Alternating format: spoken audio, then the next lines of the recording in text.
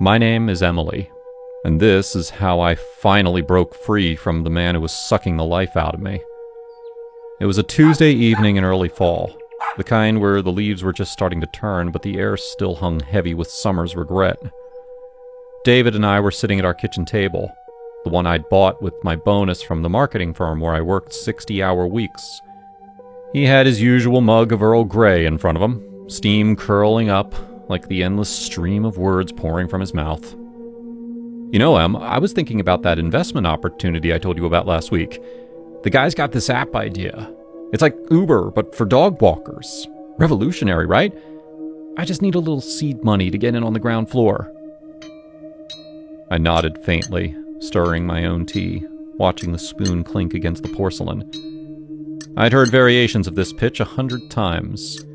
David hadn't held a job in years, not since his startup failed spectacularly, leaving us, me, with the debt. He lived off my salary, my savings, my everything. I was the one climbing the corporate ladder, dealing with asshole bosses and endless Zoom calls, while he lounged around the house, networking on his phone. Pathetic leech, that's what he was. I'd whispered it to myself in the mirror for months, feeling the resentment build like poison in my veins. That night, I'd finally had enough. I'd slipped the rat poison into his sugar bowl earlier. Just a pinch, enough to make it look like a heart attack. The doctor had warned him about his blood pressure, after all. I sipped my tea slowly, listening to him drone on about his big plans. And once it takes off, we'll be set, babe. No more of this 9-to-5 grind for you. We'll travel. Paris, Rome, you name it.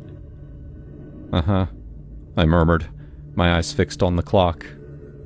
He took another gulp, oblivious as always. He never noticed how quiet I'd become, how I barely looked at him anymore. Why would he? I was just the ATM in a skirt. We finished our cups at around the same time. I set mine down gently, stood up without a word. He paused mid-sentence, his eyes glazing over, drooping like he was fighting sleep. Em, you okay? His head thudded against the table, a dull sound that echoed in the empty kitchen. I waited a beat, and then I leaned over and pressed my fingers to his neck. No pulse. Nothing. Just silence. Finally. I cleared the table methodically, washed the cups, wiped down the surfaces, tucked the sugar bowl back into the cabinet. And then I grabbed the suitcase that I'd packed that morning, hidden in the hall closet. Goodbye, I said to his slumped form and walked out the door. The cool air hit my face like a baptism. I drove straight to O'Hare, caught a red-eye to New York, and never looked back. The police ruled it a natural death. High cholesterol, stress from unemployment. They bought the story that I'd planted with his doctor visits. I sold the house remotely, transferred the money, and started over in Brooklyn. A fresh start, I told myself. At 32, I was still young enough to rebuild. I got a job at a boutique ad agency, the kind with ping-pong tables and free kombucha. For the first time in years, I felt alive. Dating was supposed to be the fun part. I'd download the apps, Bumble, Hinge, even Tinder for the thrill. I'd swipe on young, handsome guys, the ones with abs and startup jobs of their own.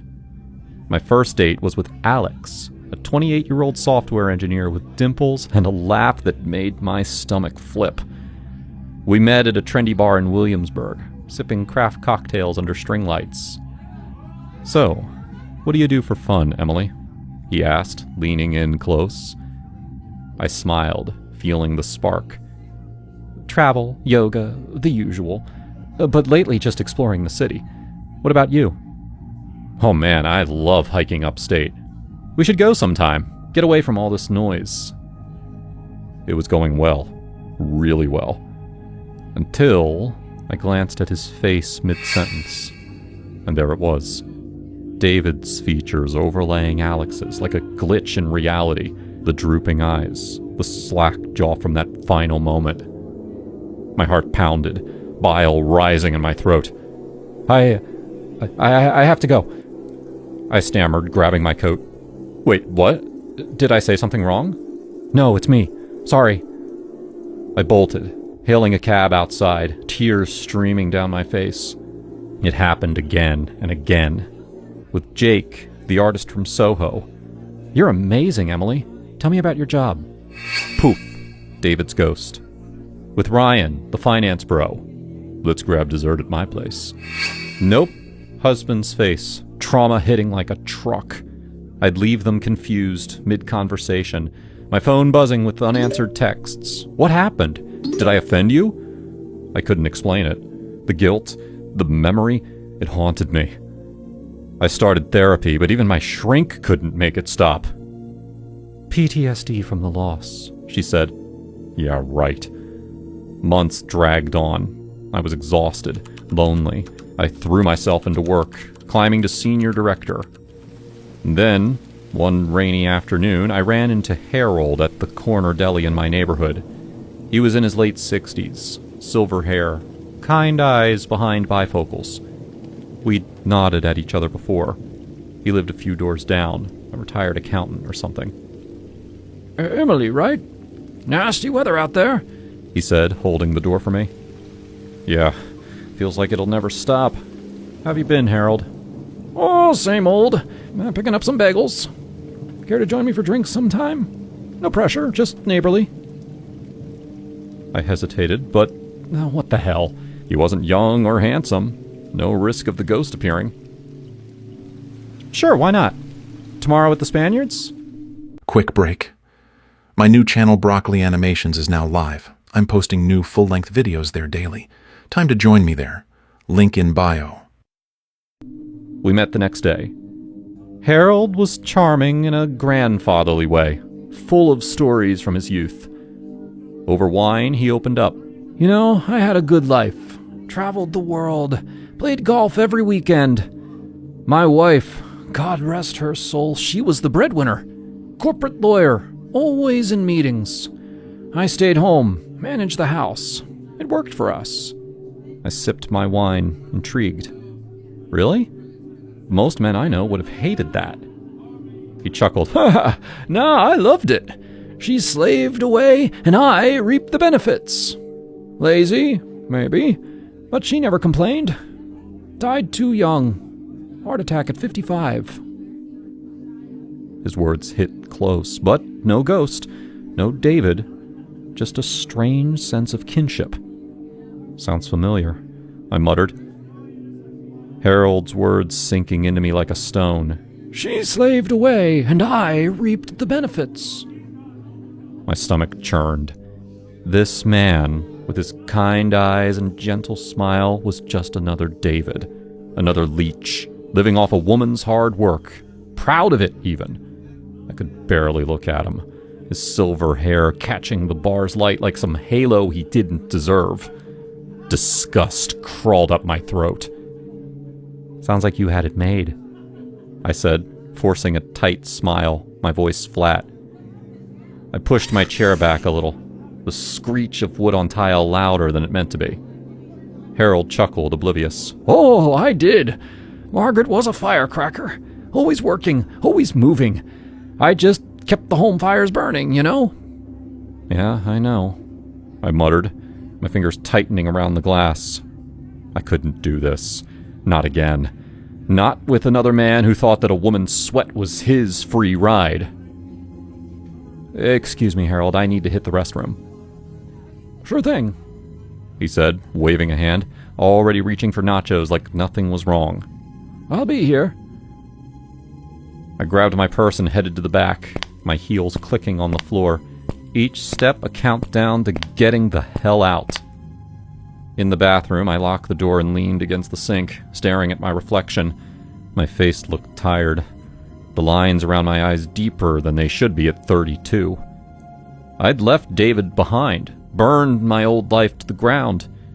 But here I was, sitting across from his echo. Pathetic. I wasn't sticking around for this. I'd ghost Harold, block his number, avoid the deli for a month. Done. I splashed cold water on my face, ready to slip out the back if I had to. Then, the door creaked open. I froze. I'd locked it, hadn't I? Harold stood there. Harold, what the... I started, stepping back, my purse slipping to the floor. You seemed upset, he said, his voice low, almost calm. Thought we should talk. This is the woman's bathroom. Get out! But he didn't. He moved fast. Too fast for a man his age, grabbing my arm and spinning me around. My hands hit the sink, the cold porcelain biting into my palms. Harold, stop! I yelled, but his grip tightened. I froze, my breath catching, panic flooding my veins. Shh, Emily, he whispered. You want this, I can tell. I wanted to scream, to claw his eyes out, but my body betrayed me. A sick twist of heat curling low in my stomach as he moved. Tears stung my eyes, spilling down my cheeks. My reflection in the mirror a mess of fear and something else. Something I hated myself for feeling. I was trapped, caught between disgust and a twisted, unwanted thrill. And then I saw it. In the mirror, Harold's face shifted. His silver hair darkened, his jaw sharpened. His eyes drooped into that familiar, lifeless gaze. David. It was David's face staring back at me, his ghost leering through Harold's body. My knees buckled. A scream lodged in my throat. The world spun, and all I could see was him, my dead husband, back to haunt me. He will never let me live.